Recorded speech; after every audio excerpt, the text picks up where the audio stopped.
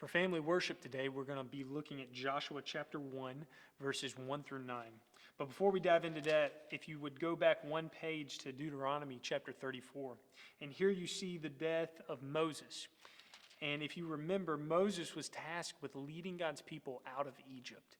And he led them out of Egypt, but when they got out because of their sin, they were forced to wander in the wilderness, and they weren't able to enter the promised land. And so now Moses has died and that whole generation, and you have Joshua, and he is now tasked with leading God's people, the nation of Israel, into the promised land.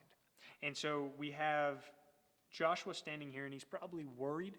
He's probably confused. He's never led people before. He doesn't know what the future holds in the promised land, who they're going to have to fight to take this land back.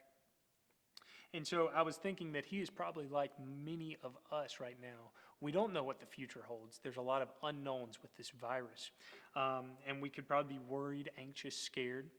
But God tells Joshua in verse 6, be strong and courageous. And I think that's a good word for us to hear right now too, that we are to be strong and courageous. All throughout the book of Joshua, we're going to see where God fights his battles for his people. He is in charge, and he is orchestrating all these events for his good and his glory. But if you look at verses 7 and 8, he tells them, be careful to do everything according to the law, to remember the law and meditate on it. And so you have God as the one who is going to fight the battle, but he gives his people a responsibility. They aren't supposed to be sitting by passively. And in the same way for us, we should not be sitting by passively just worrying, but we should be active. We should be studying God's word. We should be in prayer for our world. And we should be remembering his promises and his faithfulness.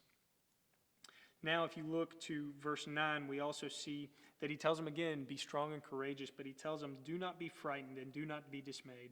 The Lord is with you wherever you go. That's a good word for us to hear today, too. No matter what the future holds, no matter what the world throws at us with this virus and everything else happening, God is with us wherever we go.